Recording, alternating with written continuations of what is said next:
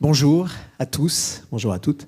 Vous avez choisi effectivement cette salle. Nous allons aujourd'hui ensemble poursuivre cette matinée après Hubert Auriol et ses défis, l'homme du Dakar, le vainqueur d'un certain nombre de défis.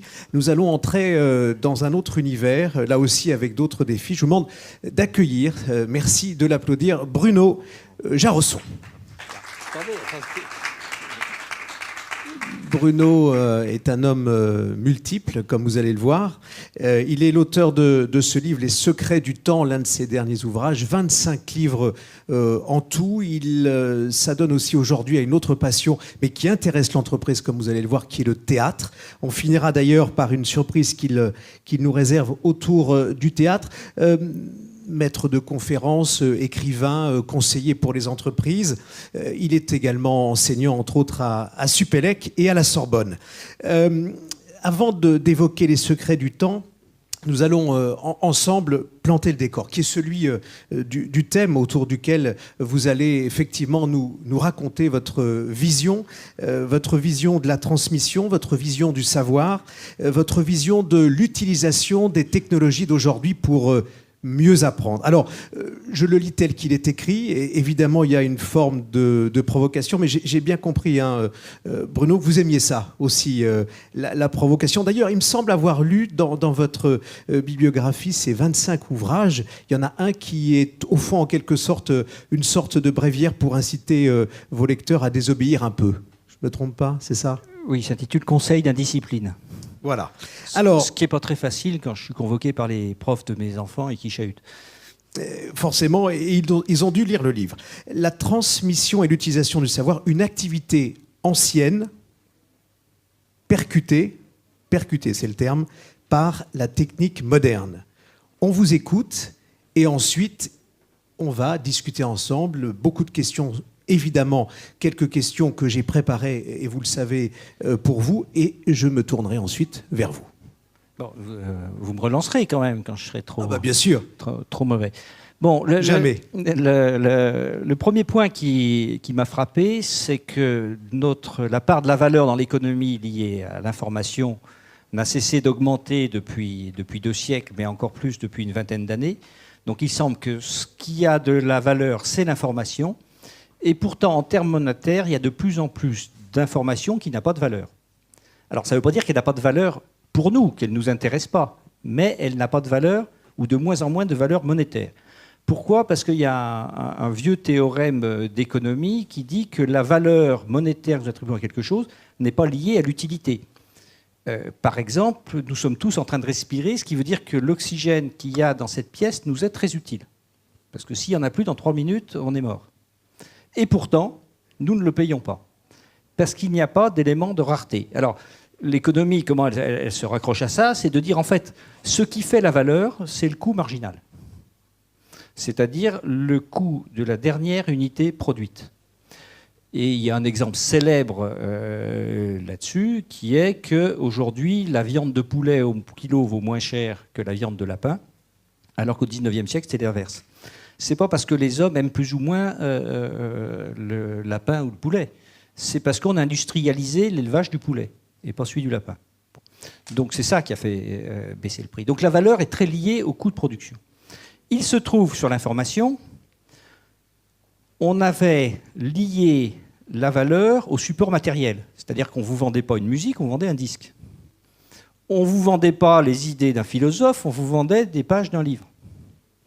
Et le coût de production de ce support matériel n'était pas nul, et donc avait une valeur. Donc c'est comme ça que finalement l'économie de l'information est restée pendant longtemps une industrie. On parlait de l'industrie du disque, l'industrie du livre, c'est-à-dire en s'accrochant à un bien industriel, matériel, dont le coût de production n'était pas nul.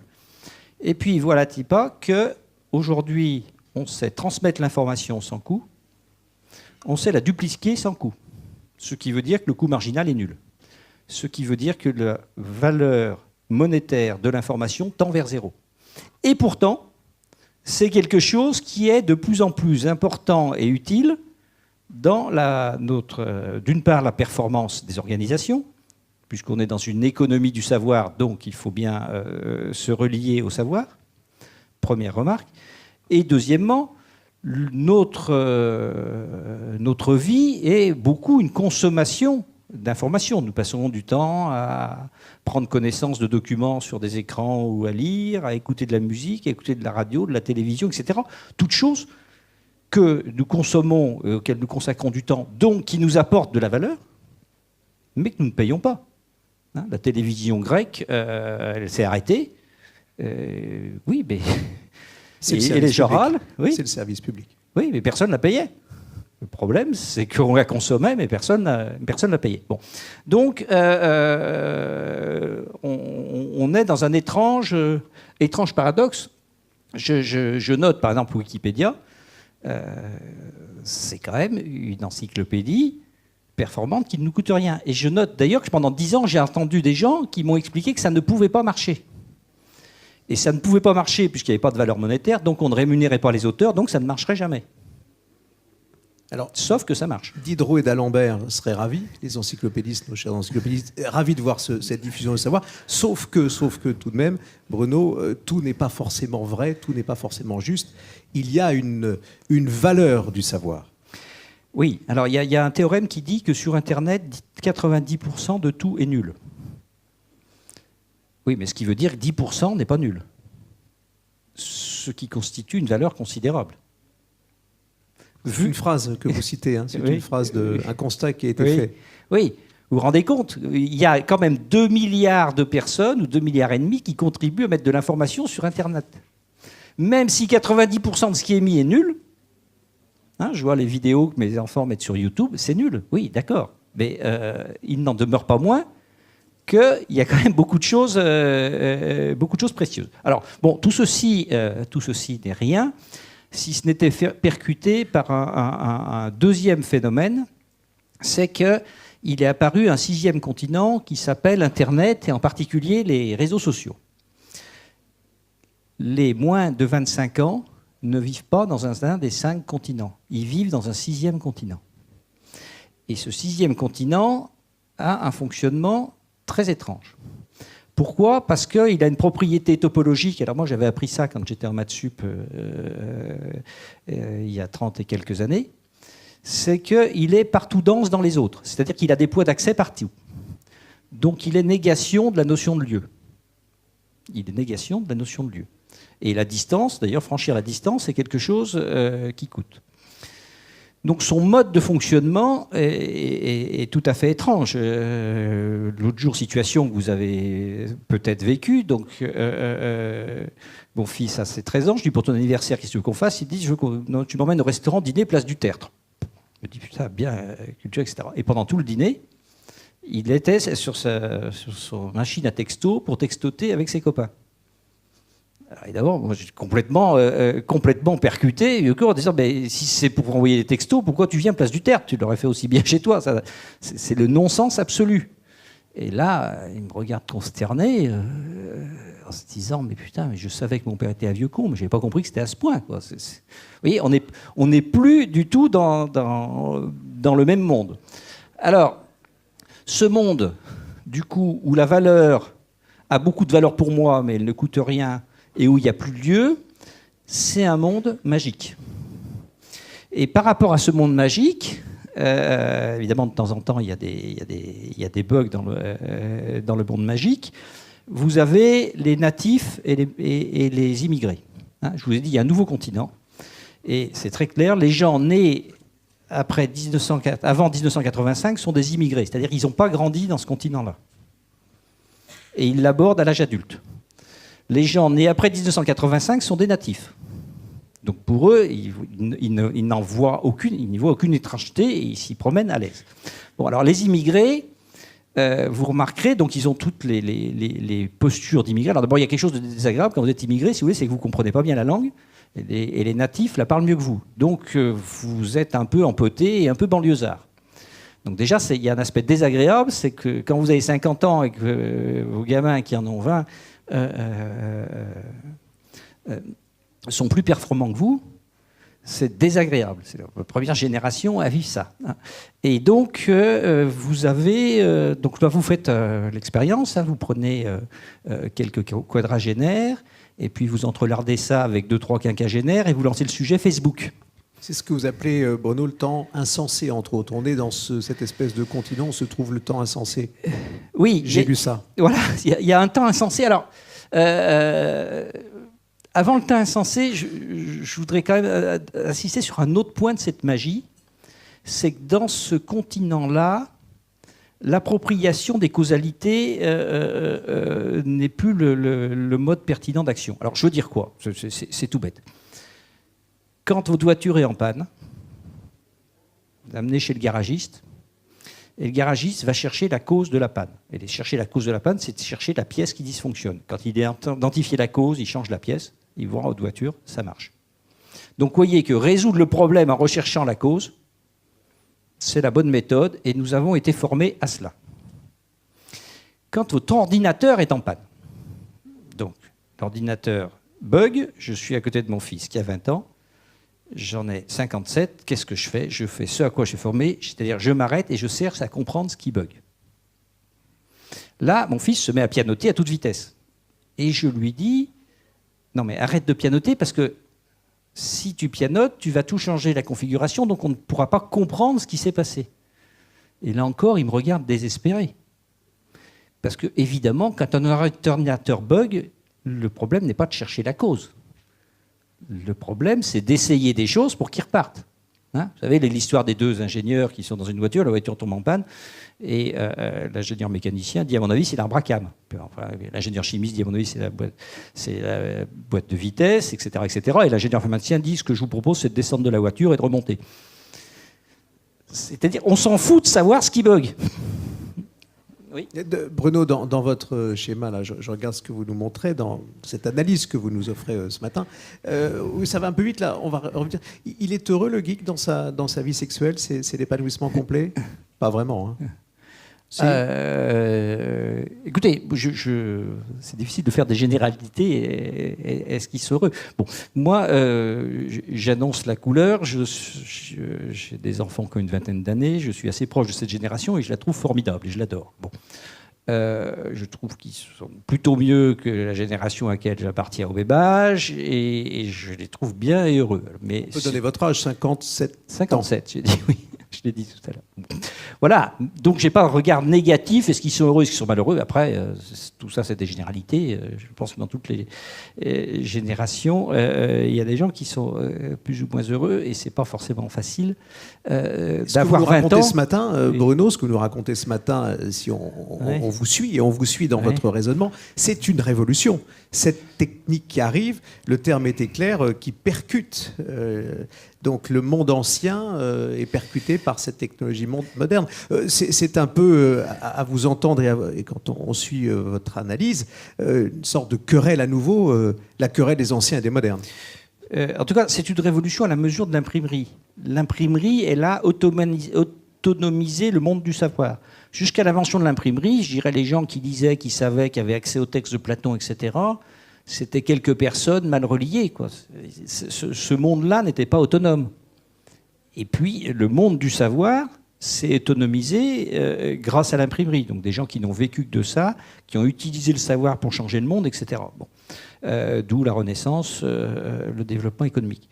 Je pense que c'est une rupture à cette mesure-là, parce que c'est une rupture d'une vision causale du monde. C'est une vision magique du monde. C'est-à-dire que pour le natif d'Internet, le monde est magique.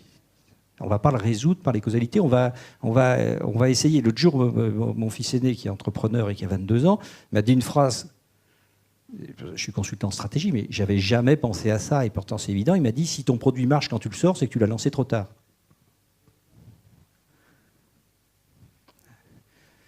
Et je me suis dit, putain, mais sur Internet, il a évidemment raison, mais je n'y avais jamais pensé.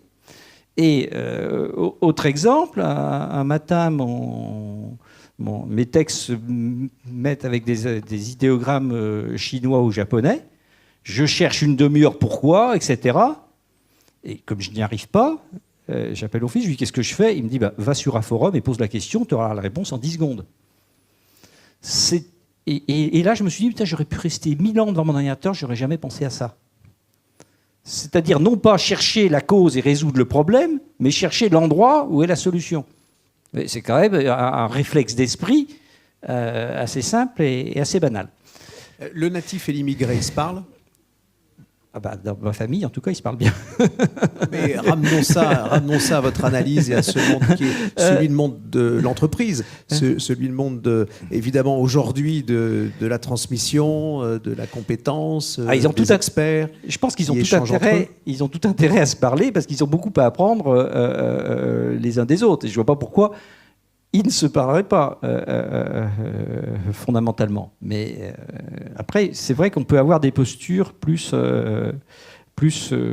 en réaction, mais qu'on retrouve depuis 25 siècles, jeune con, vieux con, quoi. Enfin, mais comme disait Brassens, le temps ne fait rien à l'affaire. Bon. Alors, le temps insensé. On en parlait, oui, absolument. C'était ça le sujet. Bon. Alors, le temps insensé, c'est que cette révolution anthropologique est une révolution du temps. Vous remarquerez que la plupart des adultes qui travaillent en entreprise se plaignent de manquer de temps. Or, contrairement à ce qu'on croit, c'est quelque chose de très moderne. Vous ne trouverez jamais, dans un roman du 19e siècle, même qui présente des hommes d'affaires, l'idée qu'il puisse manquer de temps. Dans Balzac, il y a des tas d'hommes d'affaires dans la comédie humaine. Jamais il y a une ligne qui laisse supposer qu'il pourrait manquer de temps. Vous ne trouverez jamais ça dans la littérature antique, bien sûr, mais vous n'avez jamais lu que François Ier n'ait pas eu le temps de venir à Marignan, qu'il était arrivé en retard. Vous voyez, cette problématique du manque de temps parce qu'on est décideur et qu'on travaille est tout à fait moderne. Alors, cette histoire de manque de temps me semble pas très intéressante pour un esprit structuré, en sens qu'elle fait un constat évident, c'est qu'il y a plus de choses intéressantes. Enfin, la quantité de choses intéressantes à faire dans ce monde est quasi infinie, et le temps pour les faire est fini. Donc, effectivement, si vous comparez un infini à quelque chose de fini, il y a forcément manque. Mais pour vous dire le sens que ça a, ça me fait penser à cette phrase de Georges Amado dans un de ses romans qui dit « On ne peut pas aimer toutes les femmes, il faut néanmoins s'y efforcer », ce qu'on pourrait appeler le théorème de Bill Clinton. Mais vous voyez bien que si vous regardez le monde comme ça, et les femmes transposera, vous êtes forcément dans le manque et la frustration. À propos de Bill Clinton, il y a eu un sondage aux États-Unis quand il était président, où on demandait aux Américaines ce qu'elles pensaient de l'idée d'avoir des relations privées avec le président. Donc il y en a 10% qu'on dit pourquoi pas, 5% qu'on dit surtout pas, et 85% qu'on dit jamais plus. Alors, sous ceci n'a pas grand intérêt, parce que ce qui est important dans le temps, c'est pas tout ce que je ne fais pas et que je pourrais faire, ou je peux imaginer de faire, c'est le temps, c'est ce que je fais dans mon temps. C'est-à-dire ce qui est important, réussir sa vie, c'est réussir la vie que je vis, pas toutes les vies que j'aurais pu vivre et que je ne vis pas. De même que réussir son mariage, c'est réussir son mariage avec le conjoint qu'on a, pas avec tous les conjoints qu'on aurait pu avoir et qu'on n'a pas. Ça ne sert à rien. Donc, derrière cette idée de manque de temps, il y a une idée de trahison, c'est que je suis en train de trahir la vie que je vis au nom de toutes les vies que je ne vis pas. Nous pouvons tous penser que nous aurions pu avoir des tas d'autres vies et vivre des tas d'autres vies, mais cette pensée n'a aucun intérêt dans la vie que je vis. Alors, mais ce temps insensé, pardon de vous interrompre, nous fait penser aussi et nous fait découvrir que l'on peut aujourd'hui utiliser d'autres parties du cerveau.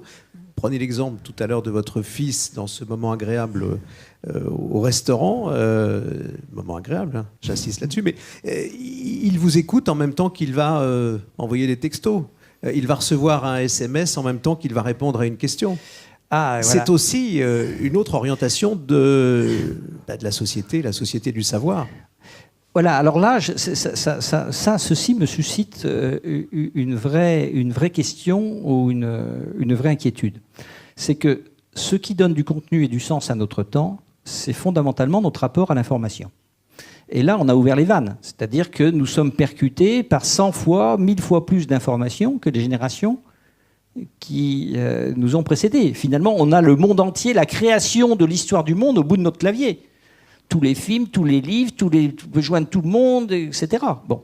Donc, les canaux sont complètement ouverts. Donc, la représentation du contenu potentiel du temps est quasi infinie. Les générations qui nous ont précédés, elles avaient quel rapport au temps? À l'information, elles avaient un problème de tri. Le problème, c'était d'accéder à l'information, c'était de se procurer le livre, c'était de trouver le journal, c'était vous voyez, nous, on a un problème de tri. On n'a aucun problème d'accès. On a tous les accès. Notre problème, c'est le tri. Donc, ça change le rapport à l'information et ça change notre rapport au temps. Alors, il y a une tentation qui est de dire je vais tout faire plus vite. Hein, c'est la tentation de Woody Allen. Pourquoi cette phrase est une plaisanterie? Vous l'avez bien compris, parce que si Tolstoï a donné 1550 pages à Guerre et paix, c'est qu'il n'en fallait ni 1551 ni 1549 pour nous faire entendre le sens qu'il veut nous faire entendre. Donc ce que veut dire Woody Allen, c'est j'ai perdu 15 minutes, j'ai perdu 20 minutes. Donc là, vous comprenez, le temps insensé, c'est de se demander si on a le temps de faire les choses vite. Moi, ma réponse, elle est claire, je n'ai pas le temps de faire les choses vite. Ça me fait perdre trop de temps. Je suis un adepte de la phrase de Voltaire au début d'une ses lettres qui dit « Madame, je vous écris une longue lettre car je n'ai pas eu le temps d'en faire une courte ». Et l'autre jour, je faisais mon cours de philo à Sublec et je demande aux élèves « Mais qui lit des livres ?» Parmi vous, il y en a qui lisent des livres, etc. Et là, il y a une fille qui m'a fait une remarque. Elle m'a dit « Mais attendez, pour lire un livre, par exemple, il faut avoir une demi-heure tranquille. » Et sur quel support? La tablette? Alors, on n'en est même pas au support. Bon, elle me dit, mais il faut avoir une demi-heure en regard à soi. Je lui dis oui, elle me dit, mais une demi-heure sans recevoir un coup de fil, des textos, etc., elle me dit, ça n'existe pas dans ma vie. Il y a des années que ça n'a pas existé. Ça n'est tout simplement pas possible. Elle me dit, même si je veux lire un livre, ma structure du temps m'en empêche. Et je pense qu'à force que la structure du temps l'en empêche, c'est la structure de sa pensée qui l'en empêche. Bon. Donc, moi, j'ai cette crainte que l'accélération du rythme de l'information nous confronte à des informations venues d'horizons de plus en plus divers, auxquels nous ne savons pas attribuer du sens, et nous donne l'impression que notre temps n'a pas de sens et donc que nous manquons de temps. Vous pouvez écouter France Info et apprendre qu'il y a eu un coup d'État dans un pays d'Afrique noire. Très bien. Le problème, c'est que cette information, si vous ne savez rien sur le pays, ce qui en l'occurrence va être mon cas, ne se relie à rien, donc n'a aucun sens. Elle ne veut rien dire pour moi. Donc vous voyez que plus les informations viennent d'endroits bizarres, racontant des choses que je ne relie à rien, moins elles font sens. Donc j'ai l'impression que je vis dans un monde qui n'a pas de sens et que je passe mon temps à faire des choses dont je ne sais pas quel est le sens pour moi. D'ailleurs, vous remarquerez que quand on consacre du temps à quelqu'un qu'on aime, si je m'occupe de mes enfants, on sait bien que pendant ce temps-là, on ne fait pas autre chose, mais on ne se plaint pas de manquer de temps. Pourquoi? Parce que l'amour donne un accès immédiat au sens. C'est-à-dire l'amour est ce qui donne sens à une situation sans qu'il y ait besoin de le justifier par un raisonnement. L'amour donne un sens, un accès immédiat au sens. Donc dès que je consacre du temps, et même beaucoup de temps, au mois de mai pendant les vacances, avec mon fils qui a 13 ans, on est monté à la voiture, on est parti 2 jours à l'aventure sans rien prévoir. On peut l'appeler aussi la passion. Vous parliez de l'amour, la passion. Oui, l'amour, la passion, etc. Bon, bien sûr, pendant ces 2 jours, je n'ai pas écrit, je n'ai pas fait autre chose, pas joué, mais je ne m'en plains pas. Je ne dis pas que j'ai manqué de temps. Puisque le sens pour lequel je prenais ce temps-là, et je donnais ce temps-là à mon fils, était immédiatement visible et accessible à ma conscience.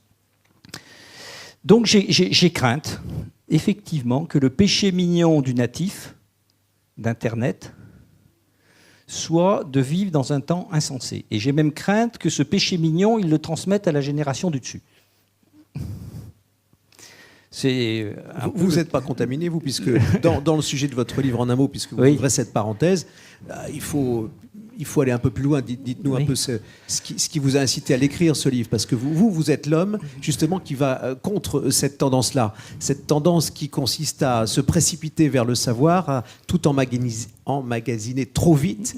Vous préférez prendre votre temps. Donc, c'est un autre chemin que vous avez choisi. Oui, parce que, C'est ce que vous dites ici. Quand on préparait tout à l'heure, Philippe, qui a lu le livre, me demandait comment m'était venue cette idée sur le temps. Alors, je racontais qu'à l'âge de 12 ans, j'ai été hospitalisé et je souffrais beaucoup, j'avais des perfusions, je ne pouvais pas bouger. Donc, et ma chambre était à côté de l'horloge de l'hôpital qui sonnait tous les quarts d'heure. Donc j'ai passé plusieurs nuits à attendre, comme dit Marcel Proust, il y a le lever du jour, dans l'impression qu'il ne viendrait jamais. Et à ce moment-là, j'ai pensé que j'étais prisonnier du temps, ou plutôt que le fait que je souffrais, c'est que j'étais prisonnier du temps, et donc que le temps était mon ennemi. Et je me suis fait cette réflexion, j'avais du temps pour réfléchir, que le temps était mon ennemi, mais qu'il pouvait être aussi mon ami. Et comme je vivais avec lui, il valait mieux vivre avec son ami qu'avec son ennemi. Donc je me suis tout simplement posé la question dès l'adolescence, comment faire en sorte que le temps soit moins mon ennemi et davantage mon ami. Voilà, d'où m'est venues ces réflexions dont j'ai fait 2 livres par la suite. Et c'est vrai que je refuse assez systématiquement de me presser et de faire les choses vite. Je n'ai pas le temps de... C'est le contre-pied par rapport à la tendance d'aujourd'hui que vous avez choisi. Oui, c'est apparemment un paradoxe, mais je pense que c'est en allant vite qu'on passe à côté du sens des choses. Et ceci aussi bien dans nos relations personnelles que dans notre rapport au savoir, au contenu, à l'information. Il n'y a pas d'expression qui m'agace plus que cette idée de gagner du temps, voire de gérer son temps. Quand on dit on va gagner du temps, on va gérer son temps, on transpose à l'univers du temps des concepts qui viennent de l'économie. On gère l'argent et on gagne de l'argent. Mais il y a une différence fondamentale entre le temps et l'argent, c'est que l'argent se stocke et pas le temps. C'est une philosophie qui n'est pas éloignée d'un pays qui est très fort aujourd'hui dans les affaires, qui est dans le monde des affaires, qui est le monde asiatique en fait. La Chine en particulier, le Japon aussi. Au fond, on ne vous répond pas tout de suite. On ne signe pas tout de suite le contrat. On prend le temps. Oui, il y a dans notre rapport au temps, on prend le temps de se connaître. On prend le temps de comprendre qui est l'autre. Voilà, il y a quelque chose de très culturel. Cette transposition des concepts de l'économie à l'univers du temps, c'est quelque chose de très occidental. Effectivement, dès que vous quittez le monde occidental, vous en apercevez. On n'a pas ce même rapport au temps. En tout cas, moi, je vis beaucoup plus tranquille que ça. Je ne veux pas me donner de pression d'ordre venue de l'univers économique sur le temps. Donc je fais toujours les choses très tranquillement et très lentement. Enfin, j'essaye et je m'en porte pas au plus mal, il me semble. Alors, dans cette réflexion qui est la vôtre sur la transmission, l'utilisation de la technologie, qu'est-ce que vous nous apprenez là de nouveau ?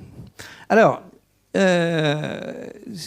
y a cette culture du temps qui se transparaît, qu'on évoque plus sur ce qu'on appelle maintenant la culture jeune, puisqu'on est sur la transmission du savoir.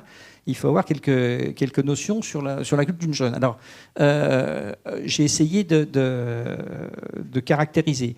Le monde d'Internet, beaucoup d'informations, est un monde du divertissement. Donc déjà, le natif, il est habitué à se divertir. Vous n'allez pas facilement l'ennuyer. Ensuite, c'est un monde qui a ses propres codes qui peuvent évoluer rapidement. Figurez-vous qu'un jour, je pense qu'il y a quelqu'un qui inventera la lectrice sans batterie qu'on peut emmener sur la plage. Et puis en fait, le support sera sur des feuilles de papier qu'on aura reliées. Et ça, je pense que ça va être une innovation assez géniale parce qu'il n'y aura pas besoin de recharger sa lectrice sur la plage.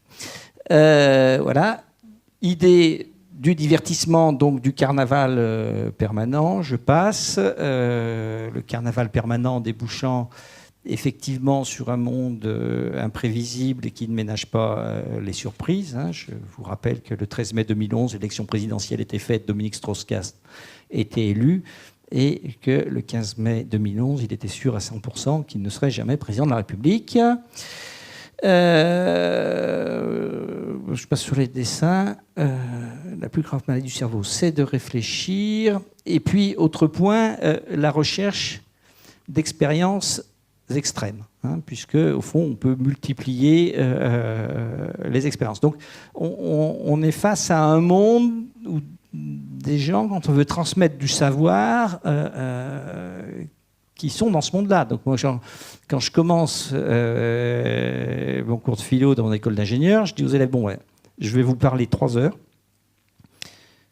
D'accord, je vais vous apprendre des choses théoriques et difficiles. Je ne vais pas faire que vous raconter des histoires drôles. Et puis vous allez éteindre vos téléphones. Enfin, il se passe tout un tas de trucs. Et les ordinateurs aussi, parce que de plus en plus aujourd'hui, l'ordinateur est dans la fac, et dans l'école et dans l'université. Les ordinateurs, non, je leur dis pas d'éteindre parce qu'ils me disent qu'ils prennent des notes. D'accord ? Bon, alors l'autre jour, ils regardaient aussi Roland Garros. Mais bon, ça, qu'est-ce que vous voulez, c'est... C'est le divertissement que vous racontez là, oui, c'est cette société-là. Oui, expliquer à un élève que regarder Roland Garros tout en écoutant un cours de philo, c'est pas bien, il comprend pas. Il comprend pas. Alors il y a un truc qui comprend, parce que c'est une valeur universelle, c'est la politesse. Quand je leur dis la politesse étant la plus petite des vertus, c'est la plus significative, parce que c'est la seule que vous n'êtes pas obligé de suivre. Donc elle dit vraiment ce que vous êtes. Là, ils entrevoient autre chose. Bon. Alors, par rapport à cela, au fond, j'en viens à la transmission du savoir, puisque c'est un peu la question de cours. On est sur un débat qui est vieux comme le monde, mais qui est plus exacerbé, c'est l'utilité et le plaisir. Le savoir, on va le chercher, s'y soumettre, parce qu'il est utile. Mais en l'acquérant, on veut vivre du plaisir. Normalement, enfin j'allais dire, les enfants aiment apprendre. D'accord ? Moins les adultes. Churchill disait « J'adore apprendre, mais j'horreur qu'on m'enseigne ». Bon. Alors pourquoi ? Déjà, l'école est une merveilleuse machine à vous dégoûter d'apprendre. Oui. Et alors, les enfants scolarisés, moi je suis frappé, ils sont complètement obnubilés par les notes. Alors moi j'interdis à mes enfants de me parler de leurs notes. Je dis, parlez-moi de ce que vous avez appris, parlez-moi du plaisir que vous avez, puis j'essaye de travailler avec eux sur ce plaisir d'apprendre. Donc depuis toujours, tous mes enfants, tous les étés, je leur fais un cours. Et au mois de juin, on négocie le cours. Alors je vais vous dire le sujet qu'a choisi mon fils, qui a 13 ans, puisque j'ai négocié ça la semaine dernière. Dites donc au mois d'août, donc ils choisissent, très important, ils choisissent ce qu'ils ont envie d'entendre. C'est pas le savoir imposé. Oui, ils choisissent le sujet, enfin, pour peu que je sois capable de le faire. Donc je lui ai dit quel sujet pour cette année. L'an dernier, c'était les mathématiques de la musique, parce qu'il veut être DJ. Et là, il m'a dit, écoute, le mieux, ce serait pas de cours. Je lui ai dit, non, ça, t'as pas le choix. Il m'a dit, bon, je veux un cours sur le mouvement. Super sujet. Et là, il va falloir que je cogite au mois de juillet pour trouver ça. Bon. Et là, il n'y a pas de notes, etc. Pourquoi je fais ça ? C'est simplement pour essayer de rétablir cette idée que apprendre, c'est aussi une joie. Ce qu'on appelle la libido sciendi. Bon. Voilà, donc... Une joie, et Bruno, pour revenir sur une de vos réflexions précédentes aussi, un moment magique. Dans votre analyse, la magie doit être là. C'est l'émerveillement aussi. Voilà, il faut qu'il y ait cette dimension-là, mais il ne faut pas que, et c'est là la difficulté, que l'hypertrophie des signes tourne à l'hypotrophie du sens, c'est-à-dire, voilà, on va tellement vous faire plaisir, raconter des histoires drôles, que finalement, on ne va rien vous dire. Bon, c'est pas le but. Alors, ceci m'amène à une vieille idée que j'avais développée dans un livre il y a pas mal de temps. C'est l'idée du mondain et du militant. Finalement, chez les pédagogues, on va prendre ces deux postures. Le mondain, il veut être populaire. Il veut que tout le monde l'aime. Donc, pour que tout le monde l'aime, il faut contrarier personne. Donc, il faut avoir un discours vide. Et comme ça, je vais faire le plein autour de moi. Donc la posture du mondain, c'est de faire du plein avec du vide. La posture inverse, c'est celle du militant. Le militant, il milite pour un texte auquel il croit. Donc il arrive avec du plein. évidemment, ce plein percute le plein des autres. C'est-à-dire le militant, il fait, passez mon expression, mais il emmerde tout le monde. Bon. Donc, il a un fort risque de faire le vide autour de lui. Il n'y a rien de plus insupportable qu'un militant. Et donc, la posture du militant, c'est de faire du vide avec du plein. La posture du mondain, c'est de faire du plein avec du vide. La posture du pédagogue, idéale, c'est de faire du plein avec du plein. C'est-à-dire de dire quelque chose tout en le disant de façon plaisante. Il m'est arrivé, là, au mois d'avril, il y a quelqu'un qui m'a dit quelque chose qui m'a beaucoup interpellé. J'avais fait une conférence devant 200 personnes, et la personne qui l'a organisée après m'a dit « ça s'est bien passé, les gens étaient contents, etc. Super, bon, très bien. » On prend toujours un sujet, un verbe, un compliment, c'est toujours bon à prendre. Et puis il me dit « je voudrais vous féliciter pour un truc. Sur les 200 personnes, il y en a 2 qui vous ont détesté. » Je dis « pourquoi vous me félicitez ?» Il me dit « ça veut dire que vous avez dit quelque chose. » Sous-entendu, vous n'étiez pas que dans l'aspect faire du plein avec du vide. Et j'ai trouvé cette remarque assez fine. C'est la première fois qu'on me la faisait. Bon. Donc le pédagogue, il est sur ce paradoxe. Enfin, est-ce que c'est un paradoxe? Non, je ne crois pas. Mais enfin, sur cette difficulté, comment je fais du plein avec du plein? C'est-à-dire comment je dis quelque chose qui forcément va déranger les représentations de celui qui m'écoute, sans le faire fuir. Donc il faut s'inspirer de ces 2 logiques-là. Garder le lien avec le monde qui vous environne et qui est autour de vous lorsque l'on veut transmettre. Bon, c'est là que vous voulez qu'on prenne l'exemple de la décision? On peut non, attendre. Alors, on va dérouler poursuivre dans votre raisonnement autour de la transmission et du savoir, et justement avec l'indéfinitude. Oui, alors ça, c'est un autre aspect. Moi, j'ai participé il y a 25 ans à la création des clubs APM, qui sont des clubs de patrons. Et d'ailleurs, j'en anime un cet après-midi ici. Et en fait, il s'agit de faire progresser des patrons sur leur management. Et on s'est aperçu que, contrairement à tous les standards de la pédagogie, on ne savait pas à qui on s'adressait. C'est-à-dire que les gens n'étaient pas tous au même point, ils n'avaient pas tous les mêmes acquis, etc. Donc on ne savait pas d'où on partait. On ne savait pas où on allait. Parce qu'en fait, on n'avait pas défini voilà, le standard du bon management auquel on va vous former, puis on va vous estapiller. Donc on ne savait pas d'où on partait et on ne savait pas où on arrivait. Et entre-temps, on ne savait pas ce qui se passait. C'est-à-dire qu'on confrontait les gens à des échanges d'expériences, à des experts, etc. Mais l'effet sur eux de ces temps-là n'était pas un lien causal assuré, hypothético-déductif. C'est-à-dire que vous ne savez pas, quand vous parlez à quelqu'un, vous expliquez ce que la personne va en faire, est-ce qu'elle va le croire, est-ce qu'elle ne va pas le croire, est-ce qu'elle va en faire quelque chose, est-ce qu'elle ne va pas en faire quelque chose, est-ce qu'elle va probablement en faire quelque chose de différent de ce que vous imaginez, etc. Comme disait Alan Greenspan, si vous m'avez bien compris, c'est que je n'ai pas été clair. De toute façon, la personne qui vous écoute, s'il en fait quelque chose, c'est toujours un détournement par rapport à votre intention. C'est toujours autre chose que ce que vous aviez imaginé. Donc, on ne savait pas d'où on partait, on ne savait pas où on allait, on ne savait pas comment ça se passait. Et en fait, les gens, au bout de 3 ans, 5 ans, nous disaient « c'est formidable ce que j'ai changé, ce que ça m'a aidé ». Et on n'a jamais pu en savoir plus. Et je me dis, dans la pédagogie, il y a quelque chose effectivement d'indéfini.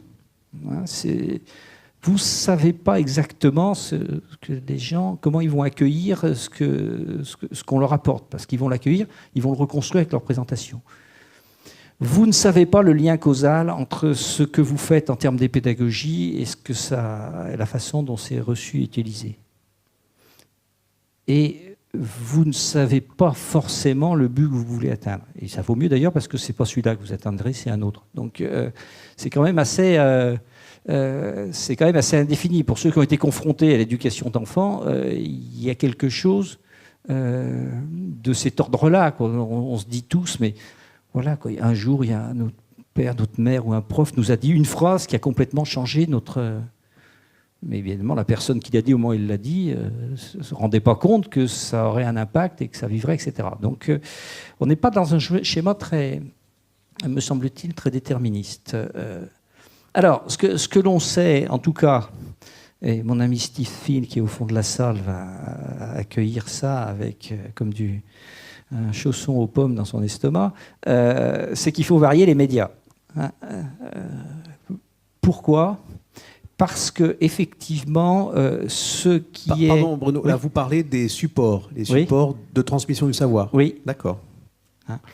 Les supports ou les façons de faire. Au fond, c'est quoi une information ? Comme vous savez, c'est un ordre perturbé. Donc chaque fois que vous variez les rythmes, les médias, les supports, les façons de faire, etc., vous faites acte pédagogique. Je crois que la pédagogie, elle est par nature multicanale. Écoutez, lisez, faites du e-learning. Et quand vous êtes en situation d'être pédagogue, aussi, vous variez les rythmes, les modes pédagogiques, etc.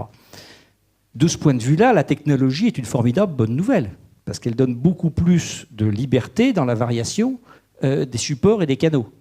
Donc s'il y a une chose dont je suis convaincu, c'est que la question de l'éducation et de la pédagogie sera un enjeu majeur, un enjeu économique majeur de la pédagogie. Parce que grosso modo, disons jusqu'à l'an 2000, pour former des gens, on a fait à peu près comme au XVIIIe siècle, c'est-à-dire on met 15, 20, 30 personnes dans une salle avec quelqu'un qui parle, avec la même productivité. Et toujours ce rapport avec le livre. Oui. Le savoir du livre. Oui. Même productivité, même résultat. Mais c'est devenu un enjeu économique beaucoup plus important, puisque aujourd'hui on sait qu'un des facteurs du niveau de vie d'une communauté, c'est le niveau d'éducation des gens qui en font partie. C'est pas le facteur unique, mais c'en est un très important. Donc l'élévation du niveau d'éducation d'une population, c'est un enjeu économique majeur. Or, c'est pas productif. C'est pas plus productif qu'il y a 3 siècles. C'est même pratiquement la seule activité humaine qui n'est pas gagnée en productivité jusqu'à l'an 2000. Mais tout ce qui est utilisation des nouvelles technologies pour varier les supports, pour donner plus de productivité, ça va être un champ économique colossal au XXIe siècle. C'est un des enjeux majeurs de l'économie au XXIe siècle avec les robots. Et pas l'informatique qui est technologie dépassée. Pardon de vous interrompre, Bruno. Oui. Une question. Tout à l'heure, vous nous avez parlé de ce natif qui fait partie de votre analyse, de votre raisonnement. Le natif de l'Internet. Vous évoquiez l'école là en parlant comme d'un enjeu essentiel. Est-ce que ce natif-là va pousser au fond le changement du lieu de l'école ? C'est-à-dire qu'on ne va plus se retrouver à plusieurs, comme certains Américains, et vous le savez, certains enseignants américains le disent. À Harvard, on le raconte même de façon très claire. On pourra, dès son plus jeune âge, faire l'école à la maison. Vous y croyez ? Alors, je ne crois pas que ce qui est le balancier qui est 100% d'un côté va un jour 100% de l'autre. De même que on vous a dit la télévision tuera le cinéma, non. Etc., etc. Donc, mais on peut travailler à la maison. Le télétravail existe. Oui. Donc ce que je pense, c'est qu'il y a un mouvement dans ce sens-là. Ça ne veut pas dire qu'on arrêtera d'avoir des bureaux, des organisations, etc. Mais qu'on travaille à la maison, oui. Il y a chaque année plus de gens qui travaillent une partie de leur temps chez eux. Ça, c'est un fait objectif qui ne peut que s'amplifier. Ce qui veut dire, au fond, Bruno, que la collectivité est essentielle dans la transmission du savoir. Plus on a d'exemples autour de soi, mieux c'est. Enfin, globalement, si vous voulez, Homo sapiens, c'est un animal qui vit en tribu.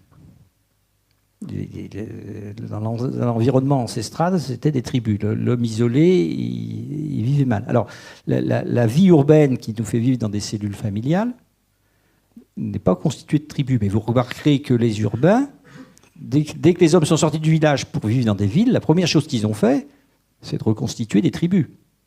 Tribu familiale, club de machin truc, bande de copains au bureau, etc.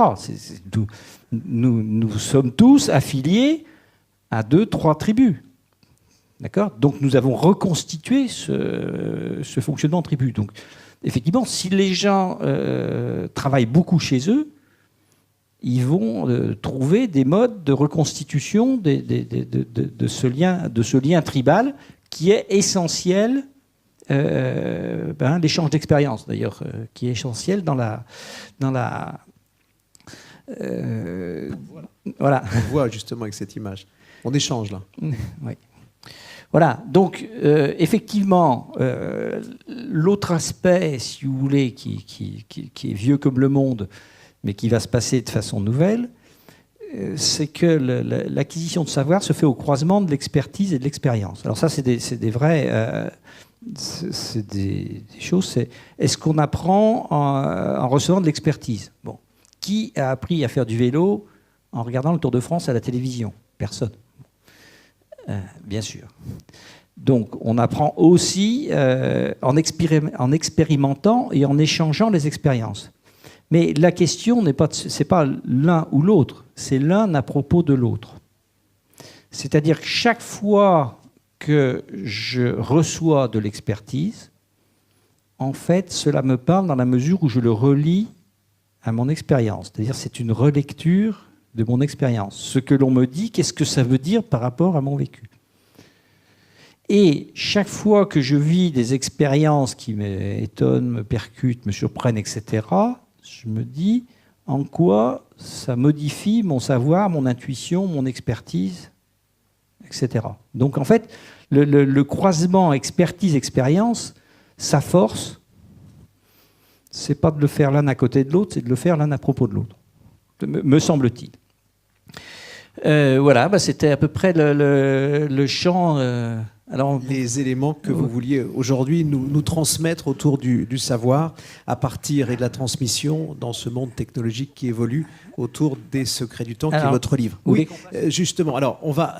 mais si vous pouvez, Bruno, garder votre micro parce que je vais vous demander de nous planter le décor. Nous allons, c'est une petite surprise que Bruno nous a apportée. Il est aussi auteur de pièces de théâtre et son théâtre entre dans l'entreprise. Également, c'est une autre façon qu'il a trouvée d'interpeller les salariés, les managers, les grands patrons et de leur poser un certain nombre de questions, là aussi, sur le savoir, sur les organisations. Vous avez choisi un sujet pas simple, une tragédie. On retourne dans ce monde de l'histoire, la Première Guerre mondiale, le chemin des dames. Et votre pièce de théâtre, vous allez nous en montrer un extrait. Il faut nous expliquer l'extrait. Et cette pièce s'appelle La Décision. En fait, dans la pièce adulte, le chemin des dames. Voilà, le chemin des dames, mais oui, c'est la décision, pardon. C'est sur la décision. Oui, nous montrer. Cette idée croisement, expertise, expérience, j'ai essayé de l'appliquer dans une séquence émotion. Donc, je faisais des conférences sur la décision où je racontais comment a été prise la décision de lancer l'attaque du chemin des dames. Et un jour, un participant m'a dit « Mais vous devriez en faire une pièce de théâtre. » Bon. Je me suis dit, mais c'est une superbe idée. Et donc, j'ai écrit la pièce, j'ai recruté un metteur en scène, j'ai recruté des acteurs, on a monté la pièce. Et puis ensuite, j'en ai fait un produit entreprise. Donc, sur, disons, 5 heures, il y a pièce de théâtre, un temps d'échange, un temps de conférence. Alors, première remarque, ça a marché. Donc, sachez qu'on n'est jamais à l'abri d'un succès. Et deuxième point, je me suis aperçu que l'aspect émotion mettait les participants dans un état différent, qui fait qu'ensuite la suite était accueillie de façon toute différente. Ces 6 personnages qui s'opposent sur une décision, faut-il ou pas lancer l'attaque. Donc là, je vais vous montrer, on est à la fin, ils ont débattu, et vous avez à droite le général Nivelle qui a remis sa démission, expliqué que si on l'empêche de faire l'attaque, il donne sa démission. Donc et il remet sa démission au président. Au président de la République, que vous apercevez. Donc, général Nivelle, 2 généraux d'armée. Celui qui est près du président de la République, c'est Pétain. Et puis, vous allez voir apparaître le général en chef et le ministre de la Guerre. Donc là, on est dans des tout à fait dernières minutes. Et le son, pourquoi on ne l'a pas ?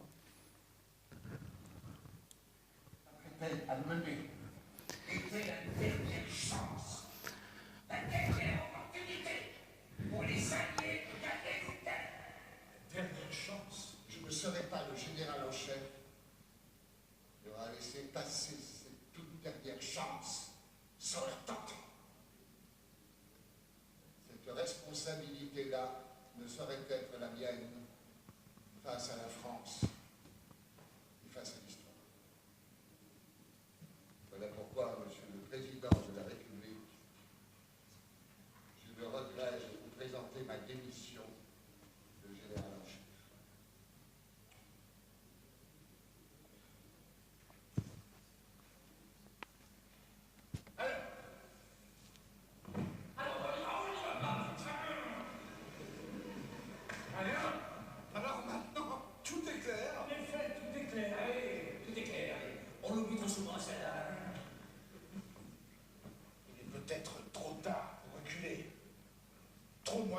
engagé.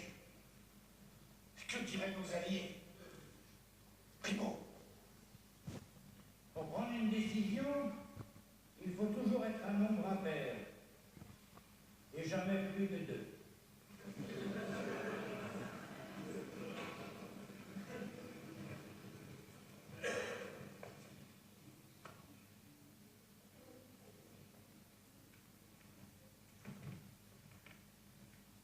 Nivet. Votre démission.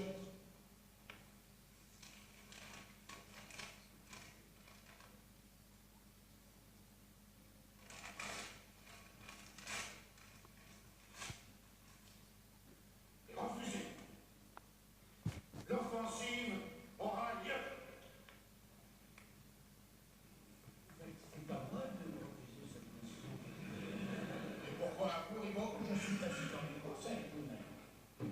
Monsieur le Président de la République, ce n'est pas possible.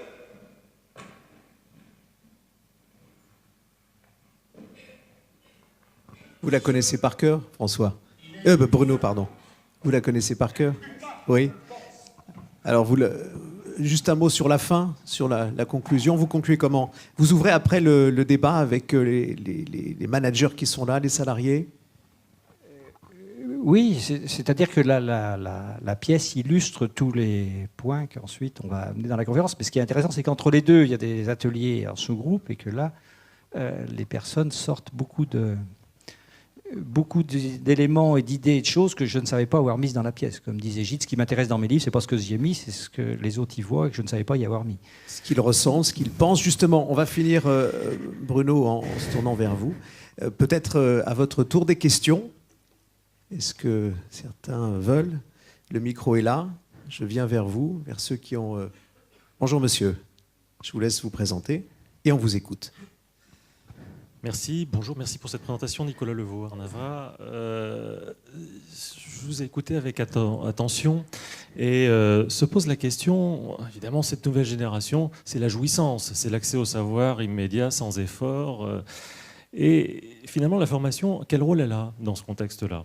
Est-ce que ce n'est pas le sens critique qui va se développer, qu'on va devoir développer? J'ai accès à toute l'information, j'ai accès aux solutions qui vont me permettre de refaire démarrer mon ordinateur, ma voiture, mais le sens critique, est-ce que ce n'est pas là l'enjeu majeur de la formation, des apprentissages qu'on va devoir mettre en œuvre à partir de maintenant, que ce soit dans le milieu scolaire d'ailleurs, et ensuite en entreprise? Ma réponse n'engage que moi, mais mon ressenti, c'est qu'on vit dans un pays où l'esprit critique est très développé. C'est-à-dire que dès que quelqu'un dit quelque chose, c'est critiqué. Toutes les autorités sont critiquées et remises en question. Et ce n'était pas le cas autrefois. Si un médecin sur un problème de santé, un spécialiste se prononce immédiatement, et il y a plein de gens qui n'y connaissent rien, et qui explique qu'il dit que des conneries, etc. etc. J'ai un peu l'impression que le sens critique, c'est pas ce qui me semble le plus absent, parce qu'on ne croit plus aux autorités. Je veux dire, même dans les années 60, quand De Gaulle disait un truc, ça ne faisait pas rire. On était d'accord, on n'était pas d'accord, on argumentait. Maintenant, le moindre homme politique qui dit un truc, il est traité comme un clown. Bon. Donc il me semble qu'il y a beaucoup de sens critique. De mon point de vue, ça a certains effectivement avantages, c'est qu'on ne se laisse pas enfumer par certaines conneries, mais ça a une certaine peut-être inconvénience qu'on note dans la difficulté qu'il y a à vouloir changer, à pouvoir changer certaines choses. Enfin, j'écoutais en venant un débat sur BFM, Vincent Beaufils disait, à propos de la télévision grecque, il dit, oui, voilà, la BBC a fait telle et telle réforme, pourquoi c'est impossible en France? Parce que, pour une raison simple, c'est que dès qu'il y a quelqu'un qui dit quelque chose, il y en a 1000 qui le critiquent. Au fond, la société démocratique, on est amené à avoir un avis sur des tas de sujets qui peuvent être complexes et sur lesquels on n'y comprend pas grand-chose. On est tous... C'est ça la démocratie. Chacun est fondé à donner son avis, avec sens critique. Et donc, de temps en temps, quand vous y connaissez sur un sujet, vous écoutez des commentaires à la radio et vous dites que celui-là, il s'y connaît autant que Mireille Mathieu sur les trous noirs. Mais ça fait rien. Au fond, sur les trous noirs, à mon avis, l'avis de Mireille Mathieu, il vaut autant que celui d'un spécialiste. Voilà, moi j'ai un ressenti un peu différent du vôtre. Je veux pas. C'est-à-dire que, je pense à Freud disait qu'il n'y a pas pire que la psychologie, tout le monde en fait. L'accès à l'information dans Wikipédia, vous avez commencé d'ailleurs par ça. Je plonge dans Wikipédia, j'ai l'information. Mais d'où vient-elle? Je dis souvent aux enfants, il faut se méfier de ce qu'on dit et être très critique à l'égard de ce qu'on lit. Et Wikipédia ne va-t-il pas nous apporter une information sur laquelle ce sens critique va manquer? C'est là le sens de ma question, oui. Oui, non, mais qu'on véhicule des choses fausses dans Wikipédia, certes, c'est pas très nouveau. Je vous invite à faire le test suivant, un dîner, vous demandez pourquoi il n'y a pas de prix Nobel de maths.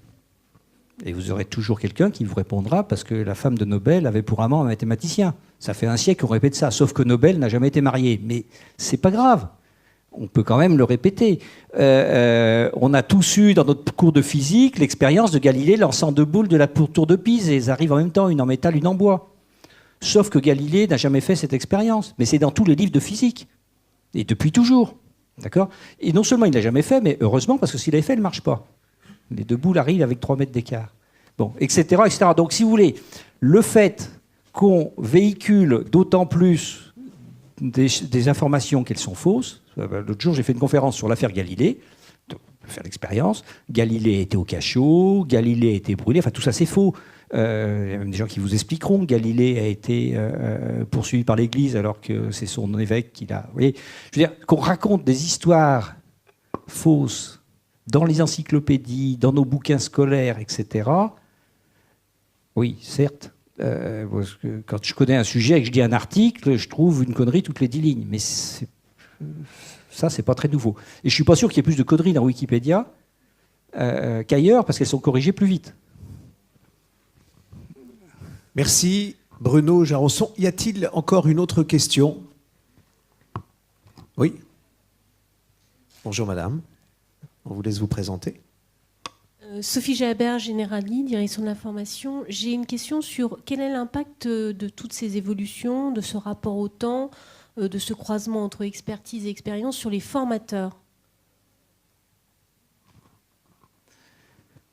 Je pense que les formateurs, ils ont une palette beaucoup plus ouverte. Et je trouve qu'il y en a beaucoup, effectivement, qui jouent ce jeu, d'utiliser différents outils, un peu d'e-learning, un peu de vidéo, un peu de Wikipédia, un peu de ceci, un peu de cela. Donc moi, je vois une évolution, en particulier à la PM, de plus de variété, d'utiliser la palette, donc d'être plus performant. Cela étant, vous voyez, il ne faut pas non plus que l'outil nous fasse oublier que la transmission, c'est une relation d'homme à homme. Hein? Vous savez, on dit, définition de la littérature, par la littérature, l'homme parle à l'homme. Hein? Le livre n'est qu'un média. Donc c'est vrai que j'ai aussi une petite réticence quand je trouve un formateur qui passe toute son intervention à courtiser son ordinateur au lieu de me regarder. Ça existe aussi. Puis ça n'a pas tant de charme que ça, un ordinateur. Mais palette très, très élargie et donc modification un peu du métier. Je dis plus rien. Il faut continuer. Le temps, comme vous le disiez, vous prenez votre temps. C'était l'un de vos mots tout à l'heure, je l'ai noté. Bruno Jarosson, les secrets du temps, était avec nous ce matin.